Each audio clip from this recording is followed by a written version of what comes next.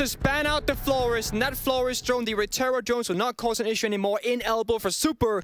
And there it is. The Soniqs have openly chosen to take the Flores out, and FaZe, they do counter with that response. The Ying off the board, that's a pick that Super loves to run. I'm clapping like a circus seal right now because we've got two wonderful target bans, but even if they're not target bans, these are two operators who, Flores on Oregon, I think you can make a compelling argument that he is firmly in the meta. As for Ying, this is a pick that certain teams really like to run with. The two defender bans in both Wamai and Valkyrie are quite standard. It means that there's going to be a Mira in play, but the attacker bans, those are the two to focus on the most. Yep, and that is exactly why the whole attacking part is so important on the banning phase, because you have the most crucial operators. I mean, Thatcher is open as well, Maverick is open, Kaid is open. There are so many different ways that Soniqs and FaZe can choose to play out this match. You can argue that top floor is the strongest bomb site. You can argue that basement is the strongest bomb site. It all comes down to how you set up the defense on the defending side and how you approach the round as an attacker. I don't think there's any clear favor here, but I will say, looking at how much Soniqs have been bringing Ying and how much you can argue that they rely on it on their basement attacks, I am curious to see what we do once the side swap comes out. But Soniqs are starting on the defense, so they can get comfy and cozy first. And Grixer is bringing the mirror on this first round. There is no Kaid on the board for them, and that's usually because when Thatcher's open, that key gets rendered kind of useless. So we're just going to see no wall deny from the side of Soniqs. Well, I'm going to keep a very close eye on these bans and how we feel that they ultimately impact this matchup. Surely you're not just banning a Flores so that Super doesn't have to worry about Retero drones. And I also want to focus on one more thing.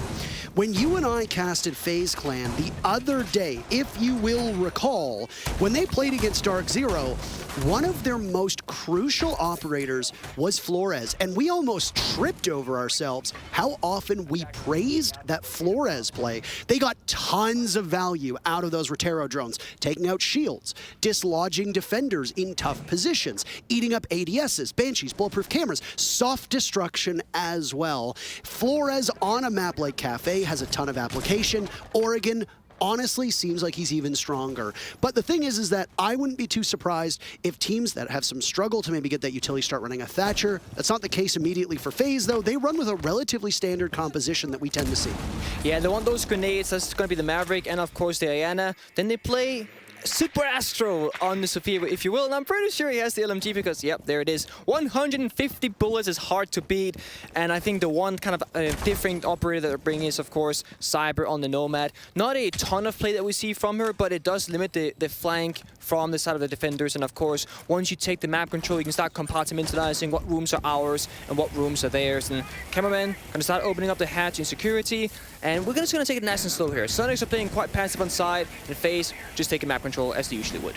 Statistically, this is not one of the strongest bomb sites for the Soniqs. It is one of the strongest bomb sites for Oregon, but the Soniqs had a lot of issues on it. Again, it really does go back to the times they play on Oregon and a Flores is allowed through the ban phase.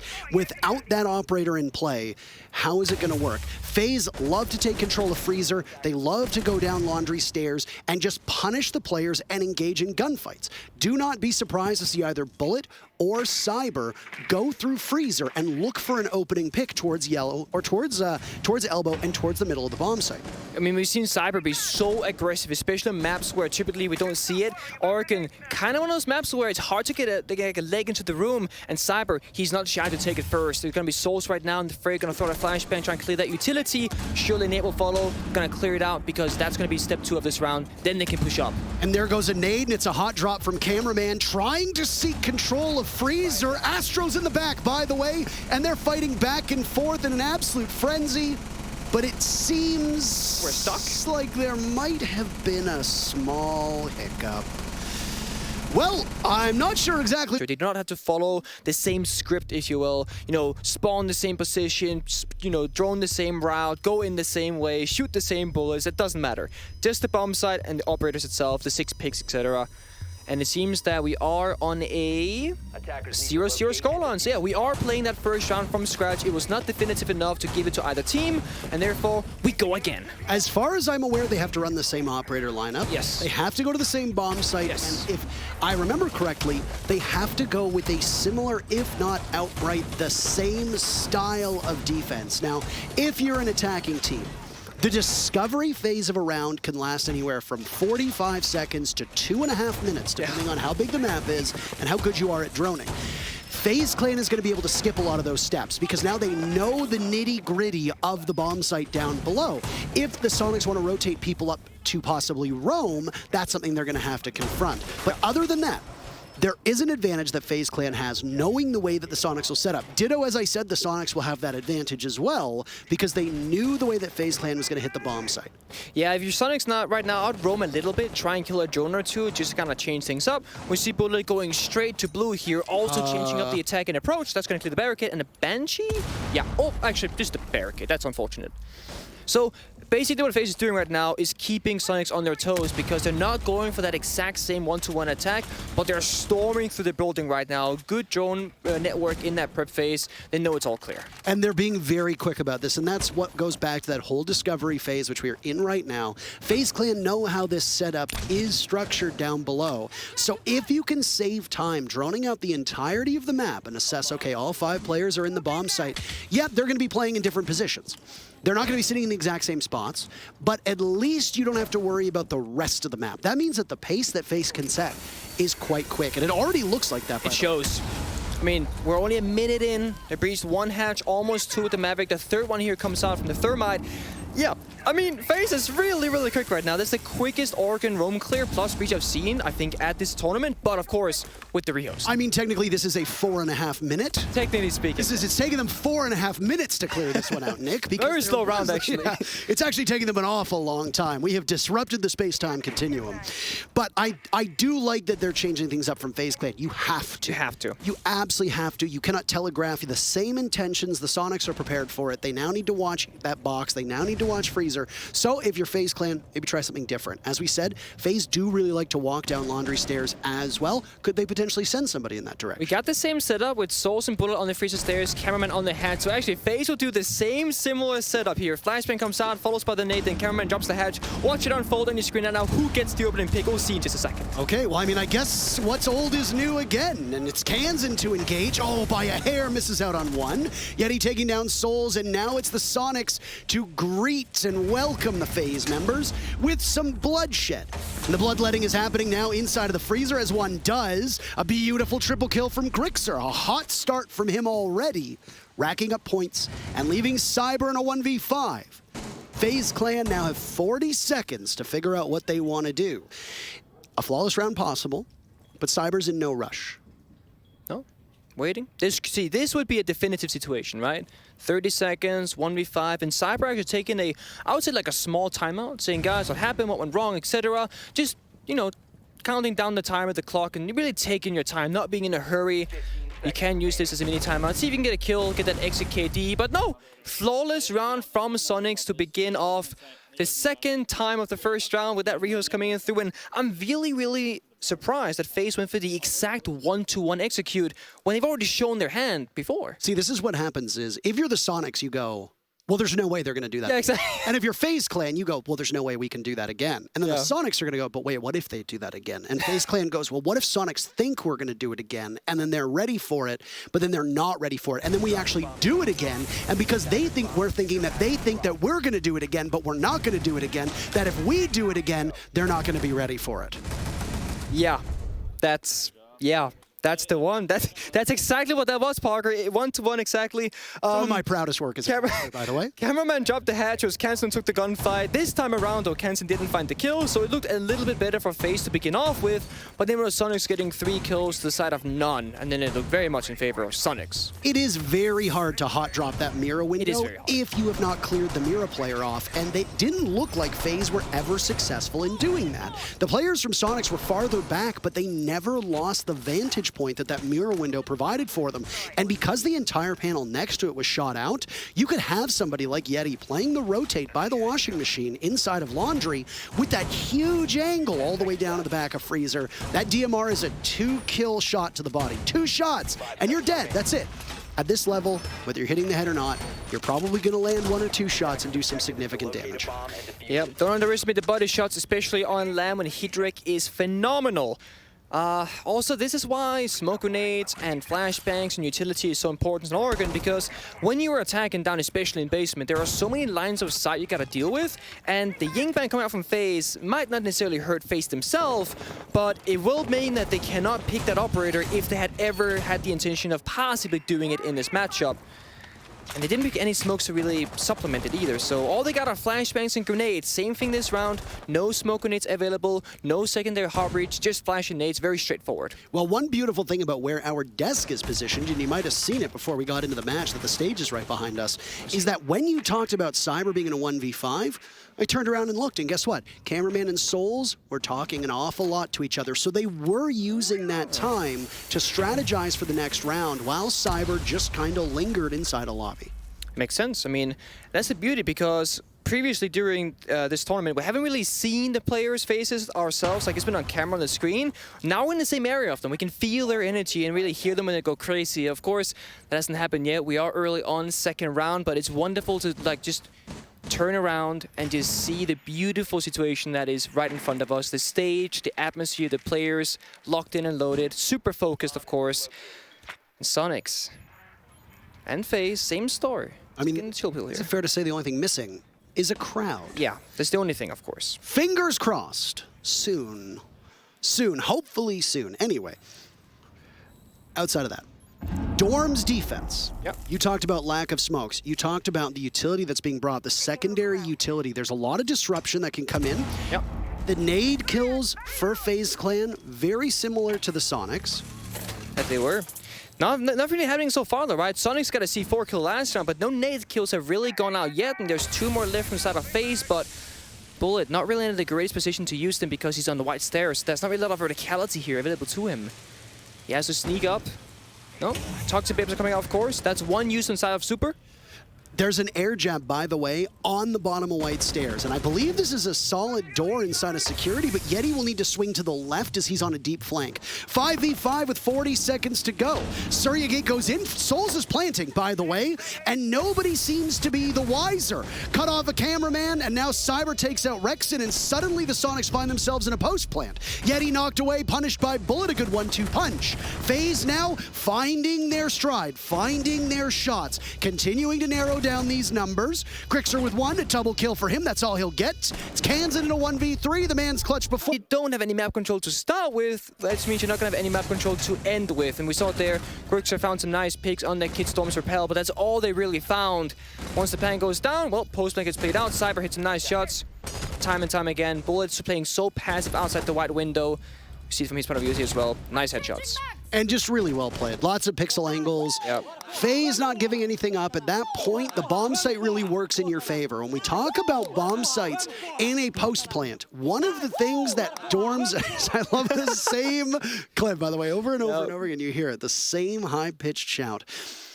With a bomb site like Double Dorms upstairs, the one thing that really has working for you in a post plant, whether you're a defender or an attacker, whoever has access to the bomb site, is that you've got a ton of hard walls, especially right now on your screen, from trophy all the way over to the start of games and up.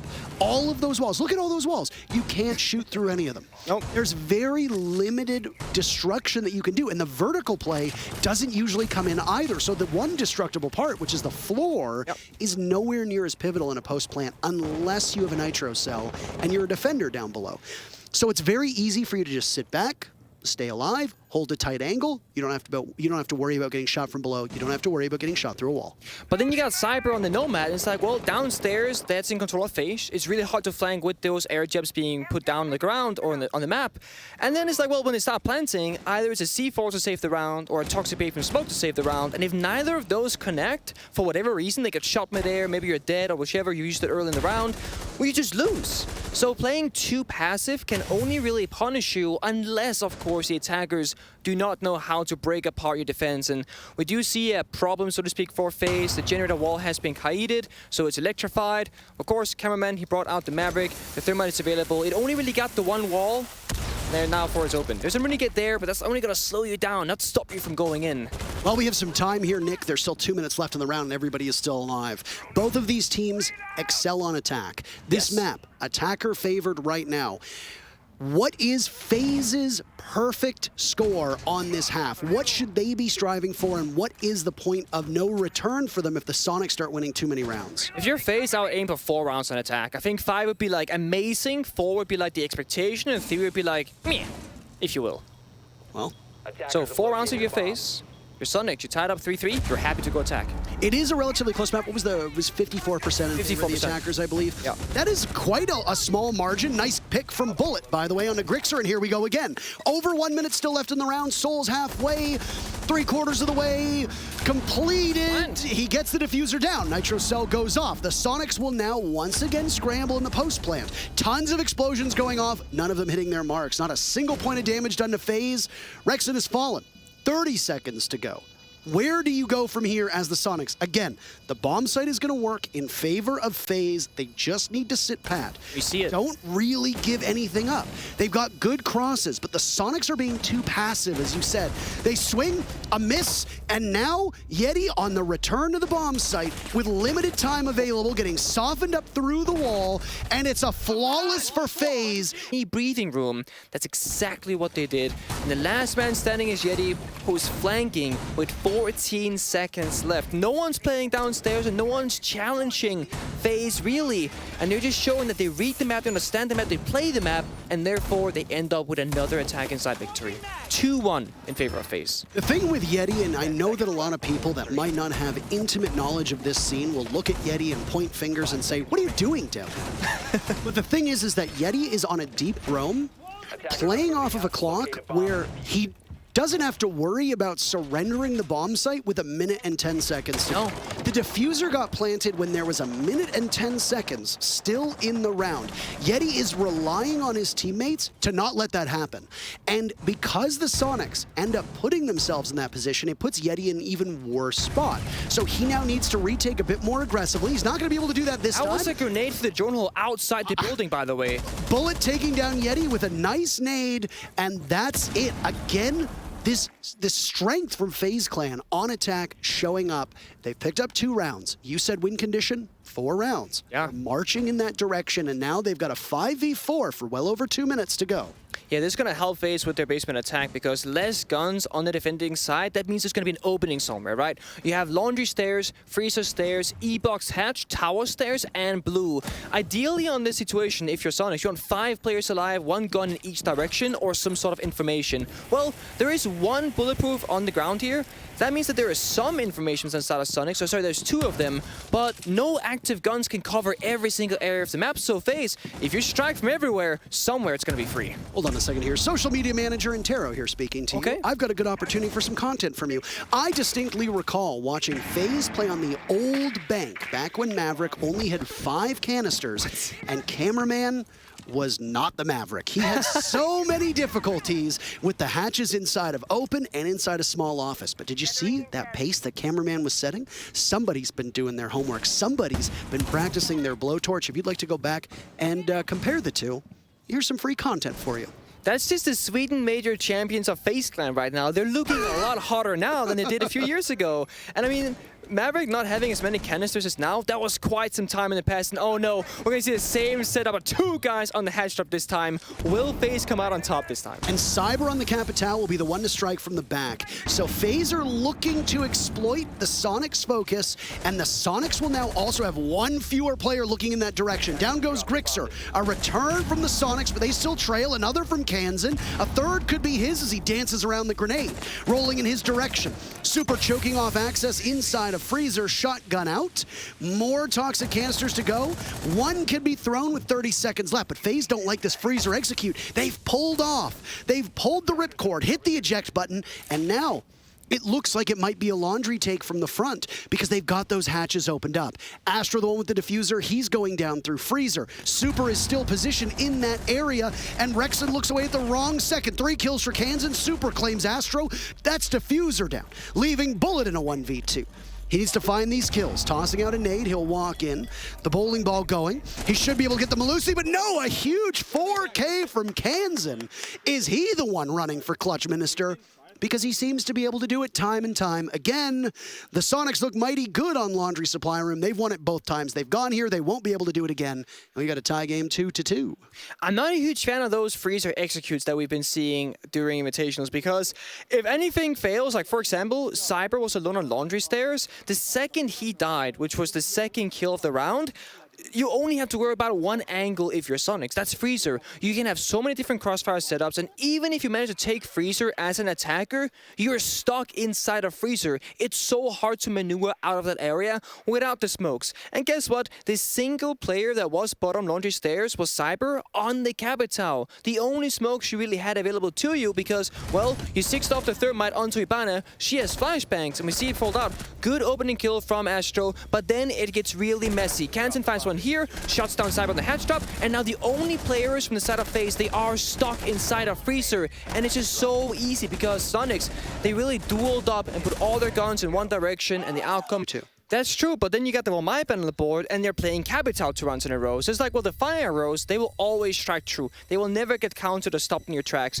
You can fire out Pillar, clear that area. You can walk in blue, smoke off the Pillar area, then fire elbow, force that player back or to walk into your line of sight. You have other ways around it, but it's not as simple and it's not as easy. So I do agree that Florespan, they might play a counter here, but then if you're FaZe Clan, you have other avenues to really go down if you really wanted to. There was a technical issue there from FaZe Clan, by the way, that delayed us for about 10 to 15 seconds. They swapped out some hardware. One of the players obviously not liking their keyboard. So instead they've gone with another keyboard now. And That's cool. Honestly, a good peripheral makes all the difference. I used to play with 2 different mice on stage, and I could change them. And then at some tournaments, admins weren't as happy about it, so you can only change like between series, not during the game. But some players are weird like that. Like, what is it like? You've got one mouse and you're like, you hit the 90-second mark and you're like, all right, now I got my fragging mouse on. Like what? No, it's like if you're not feeling it, you know, you're not hitting your shot. Some people, they change sensitivity. I would just change my mouse. I want to tell you that sounds ridiculous. Sure, let's argue that while we look at my trophies.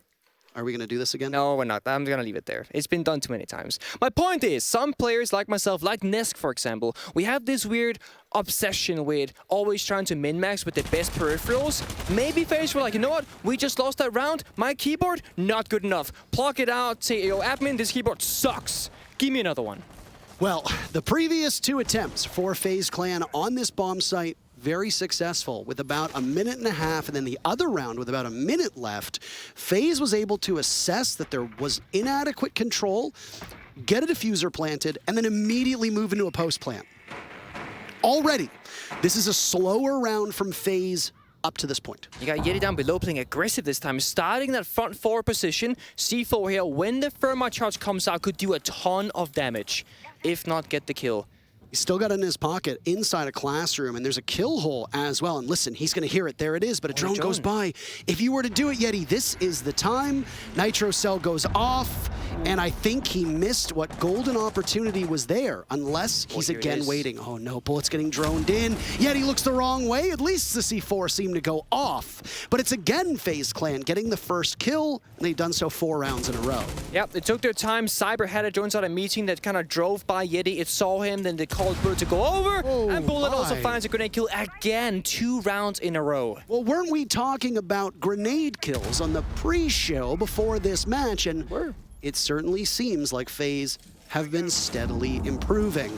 The diffuser has not been planted. This is the point in the previous attempt where we saw FaZe Clan get it down. So once again, a bit slower, but they've done some serious damage, as is the Soniqs. Grixer gets cameraman. Rexon is a mannequin, and he gets taken apart by Souls.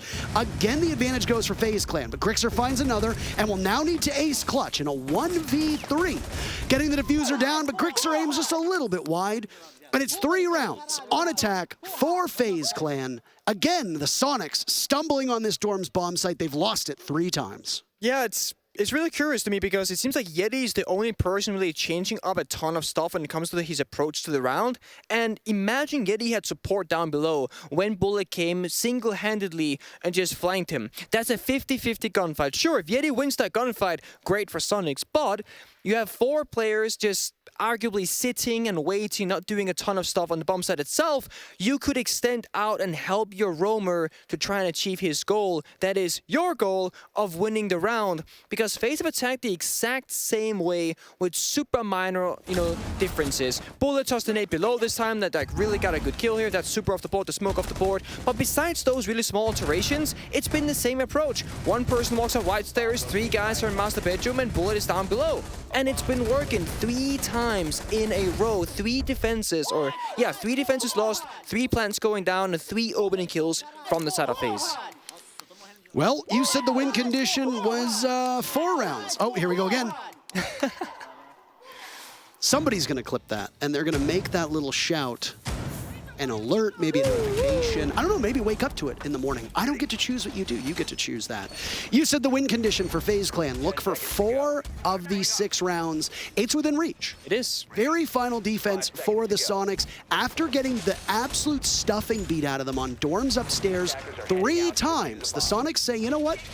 Let's not go 0-4 on that bomb site. We're already 0-3 there. Let's go somewhere else. Now they're going to go to kitchen and meeting, which again relies somewhat on you controlling that part of the map, but it does play out quite differently. It does.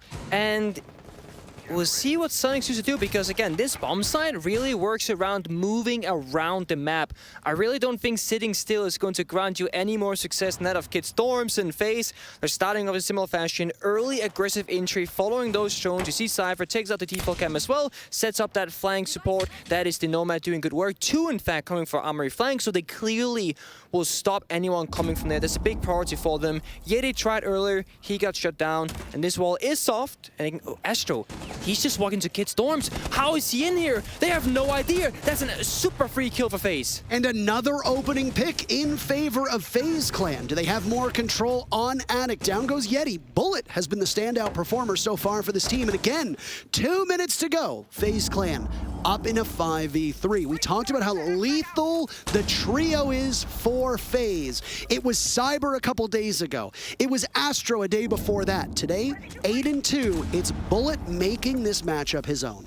I don't understand how they just walked on in, because all of Soniqs players were up in this very near proximity area, and they just got 2 kills for free. I do not understand, and now they're changing the pace, playing it slow, really taking the time. They don't want to lose this advantage. Good drone here in Attic, forcing Rexen back into tier 3 of tower, tier 2 of tower. He can't answer back, he can't do nothing here. The real thing too, just looking at kills and engagements, is that Grixer is the only player who has consistently been showing up in these rounds. The rest of the Soniqs just simply don't look like they're engaged in these gunfights. Yeti getting picked off, looking in the wrong direction. Kansan being killed a couple times, not in action. Rexen right now struggling to land his shots. It's been the Grixer show. Down goes Kansan, as was spoken of. Diffuser at the halfway point for Souls. Rexen has an intuition, but it's Bullet to say no thanks. Grixer the only kill so far. He'll pick up his 8th, but from above and to the side, he's under too much fire, and he doesn't know where to go. He's castled off through double doors. There's no access to meeting. So instead, retake from above. A tiny bit of HP, stat padding at this point, as Grixer's 2nd kill still puts him in a 1v3, with Diffuser now at the halfway mark. Waiting from above, watching from above. And now he drops and he gets picked apart. FaZe Clan absolutely slaughtering Soniqs on these last few rounds. And they close out the first half up 4-2. Grixer almost died to Souls opening up that single wall in kitchen. I thought for a moment that was what was going to happen, but unfortunately it didn't. Grixer looking really good on the scoreboard, Parker. 9 kills, but Soniqs, they only have 2 rounds, and they have not found success anywhere besides the base and bomb side, but thankfully for Soniqs, that time is over, right? Because now we get the side swap. It's been 6 rounds.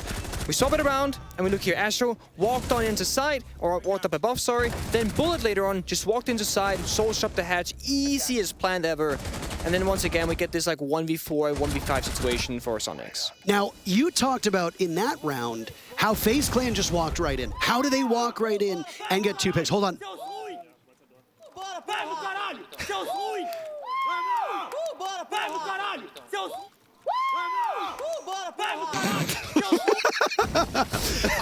I gotta say, I admire the consistency.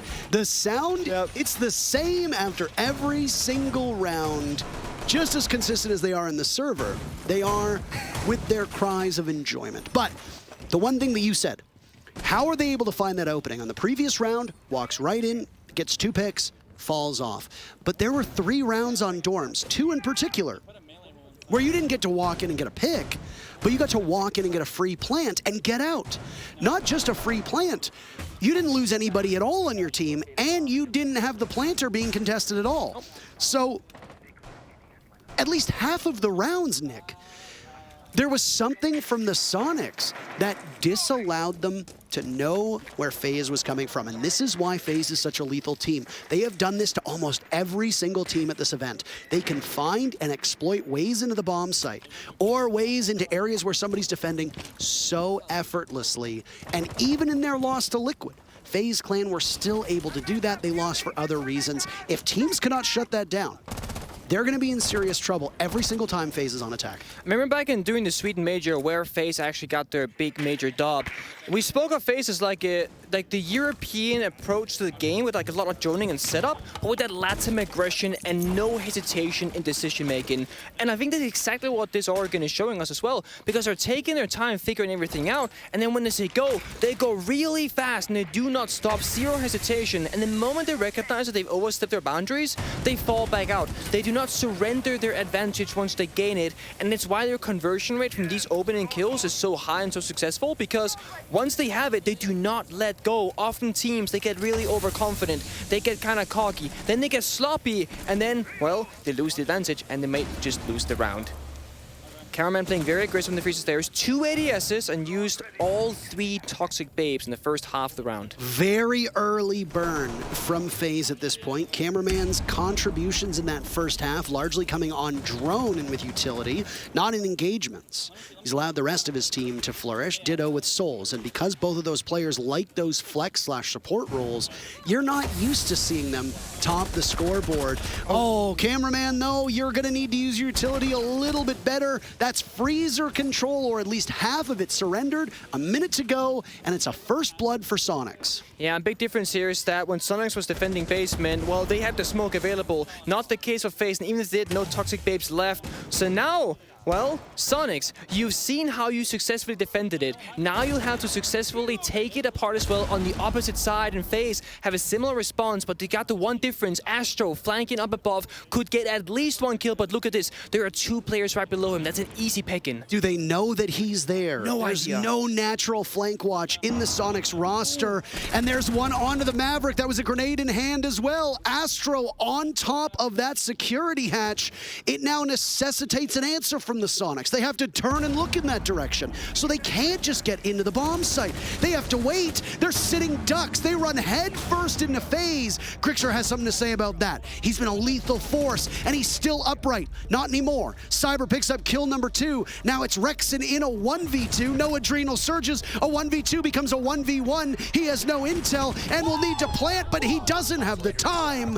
And FaZe Clan take their first round on defense. 5-2 the scoreline. Not a convincing round by any means. It was quite sloppy, especially there just wasn't any diffuser control from the side of Soniqs. And that flank from Astro, it might not have done the most amount of damage possible, but it gives you that, all right, guys, we're good, 3, 2, 1, execute, and then like, oh, we forgot something. And it wasn't the oven left at home being turned on. It was that Astro was up above, presumably flanking from Tower Attic, down the white stairs, and just you leave Soniqs confused. Where was the gap? We thought we had control. There was no Nomad being brought out like FaZe themselves brought, so the flank was just oh so easy. And the thing with that timing, siege timing as we call it, Nick, Yeah. was that the Maverick was positioned there with grenade in hand. That grenade was going to go down into freezer, try to open up some of the players on the wall, and then allow the remaining players from the Soniqs that were down in freezer to continue to push forward. But if you see, watch what happens. Soniqs immediately turn their attention back upstairs. It takes Grixer off of that spot. The Zofia of Kansan also has to take a brief pause. That's 2 players from the Soniqs whose focus should have been on the bomb site with 25 seconds left, who had to immediately try to bail out their team because nobody was on flank watch. We also saw that similar situation with FaZe on their attack. Was that? Wait, let's just watch this for a second. It's Astro, I think, who's the one making the noise. I like that. The person controlling the diffuser was on the laundry side all alone once again. And that means that once that person dies, well, you lose diffuser control. Sure, you get Freezer, you walk all the way up. Rexen, Grixer, they got picks, they got kills, but that's all they got. Then they got to go all the way back to laundry, pick up diffuser, go all the way back to the bomb side, and there's 1 second left. It's not good enough. I think what the idea was once you flushed out Freezer, you've got that same long angle that the Soniqs were using all the way down to that laundry side by the washing machine, which once again, there's that rotating the single panel that leads into supply. You can control that. You've got an LMG or 2. There's going to be both a Finka and a Zofia in that area. You can continuously apply covering fire, suppressive fire, and stop anybody from going out in that area. You have no toxic canisters left. Cameraman died early on. Yep. So if you are that one player, similar to what we saw when FaZe was on attack, and they sent one player towards pillars, instead, what you're going to have is somebody try to rush in. And I'm sorry, I'll stop for a second here, because, again, early action. Soniqs taking control, immediately losing Rexen.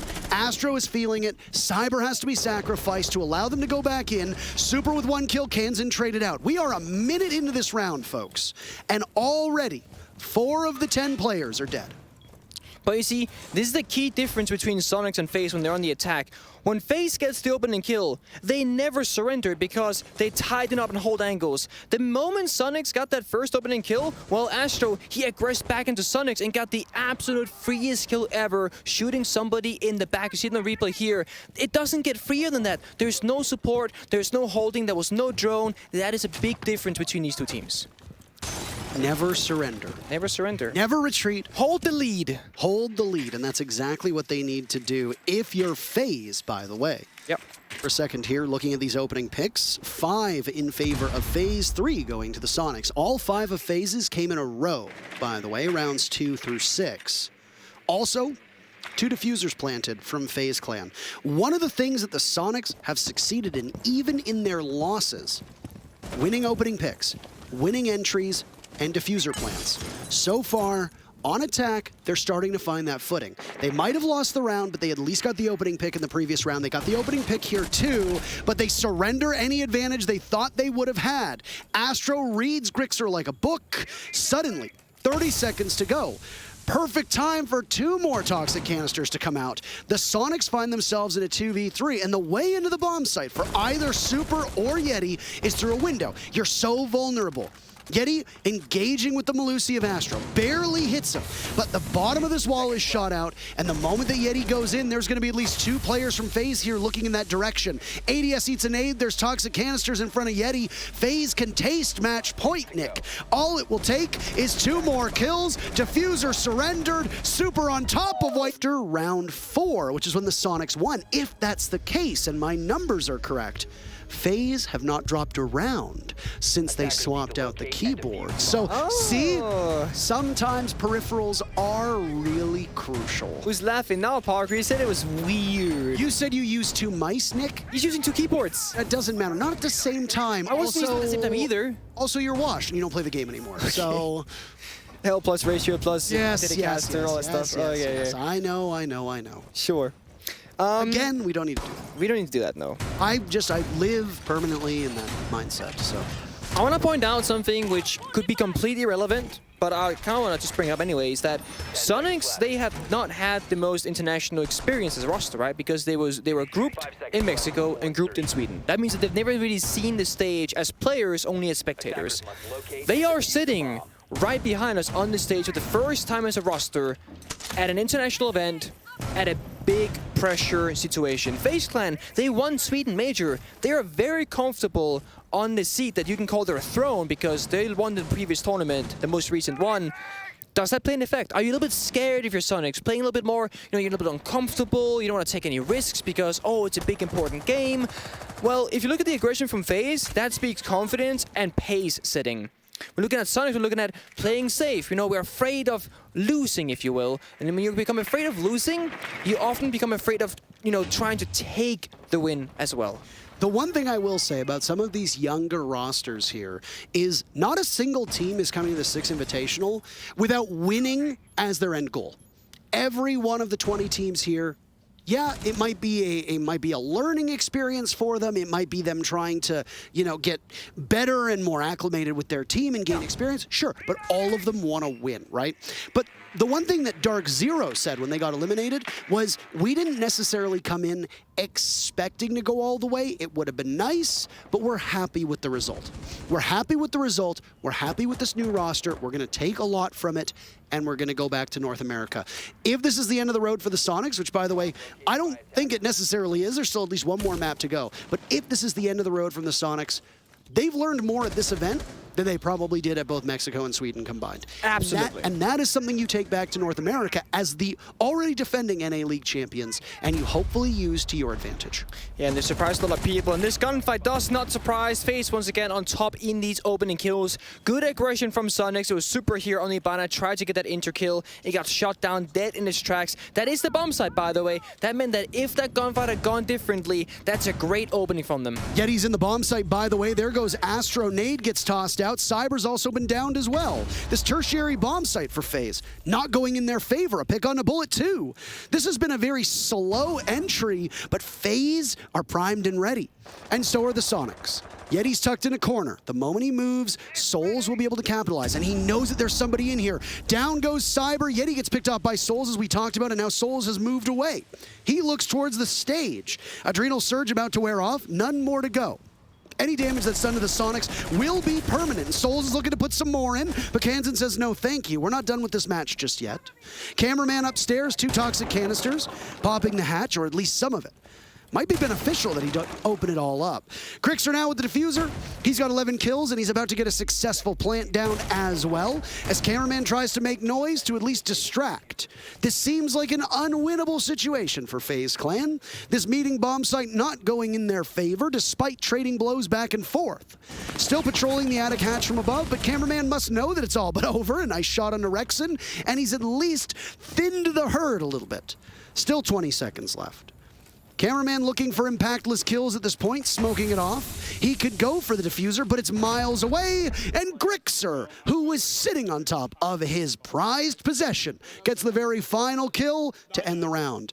Laundry and Supply will now open up for FaZe Clan. They will sit on match point for the remainder of regulation, but the Soniqs are able to get one more round to their name. Yeah. And you need 3 more to bring it to OT to have a chance at winning. That previous round, it was a really awkward pace that Soniqs set because Super went in seemingly all alone. We saw it here. No follow-up at all for about 20 seconds. Then the follow-up came through. It was Yeti and Grixer who opened up the round. Rexon up above, very isolated. But this grenade finished off the injured Jaeger. And we saw Souls on side, isolated by Cancer. But if either of those gunfights had gone the other way, well, then Soniqs are now 1 versus 2 instead of a 2 versus 3. So it really was important that the Soniqs just really won their ones.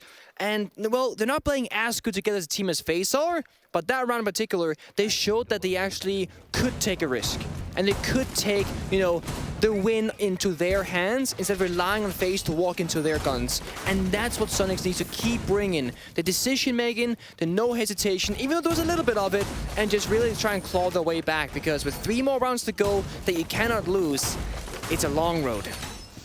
It is, and the other thing too is that as good as the Soniqs are on attack, you're going to be running uphill on the 2 best bomb sites for the defenders. Laundry Supply in this round, and if it doesn't go in their favor, FaZe Clan can go back to it, or they can go upstairs to dorms, as that will unlock after this round is done. So the site rotation really does favor FaZe Clan, despite the fact that both Laundry and Dorms, that first pick, went to the Soniqs both times. Yep. It was immediately answered by FaZe. They do it on attack. They get the first pick, and they keep going. They do not slow down.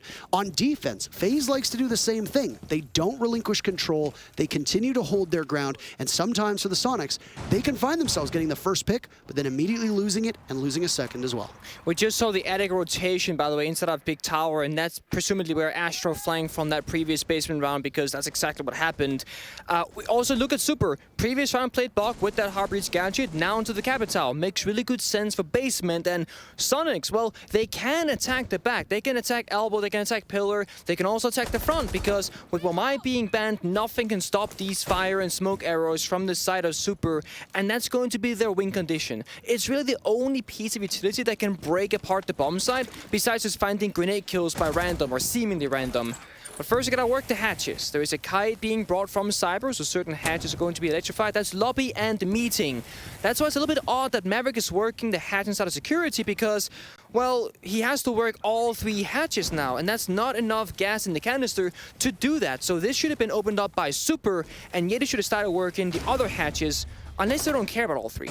I mean, it's entirely possible that they don't want to open them all up. The one thing that opening up all 3 hatches, security, main lobby, and meeting does, is it causes unpredictability. You don't know if they're going to be used. You should open them all in theory, in a perfect world. And if you leave 1 or 2 of them closed, you know that nobody's coming from that direction. Exactly. So you don't need to expend any of your players on site looking that way. So that's a small blunder field, but there might be a strat behind it. Rexon cleared out that bulletproof gadget with the gun 6. Nades are coming out, doing no damage really at all, but of course clearing out utility. We still got a minute and 10 seconds left, and Soniqs, they haven't really shown their cards just yet. It's Rexon down in Freezer, but that's all there is right now. Super droning out, but seeing as he is inside of lobby, it is kind of showing the sign that it'll be fired towards the small box. So maybe smoke off the hallway or rotate, then push on up from Laundry and from Freezer. The Capital always signifies the start of an execute, and it's Super now to break that gate. First pick goes to Yeti, down goes Bullet. Soniqs fighting for their lives on this map. Now it's Cyber gone. Elbow control relinquished, and 2 players from Soniqs will bite the dust, leaving a 3v3.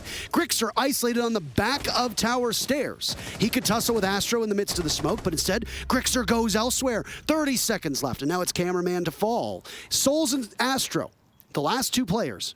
Super Astro. And he'll have to be even more super than the 11 kills to his name if he wants to shut this one down.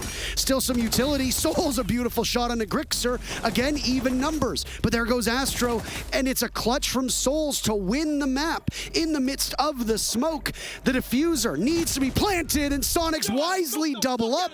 Not enough bullets, and that's it for Souls. 2 in a row for the Soniqs, and they're clawing their way back on Oregon. Such a well-played 2 versus 1 from Soniqs. They usually, in most scenarios, they just go for that default plant and they pray that it works. But they've learned from their mistakes throughout this tournament, really looked back and reflected upon their game plan and said, well, when we go for those default plans, that's when we lose. Let's just duo up, walk into the bomb site, take that 2 versus 1. Souls will have to hit an absolutely ridiculous shot back-to-back to win the round.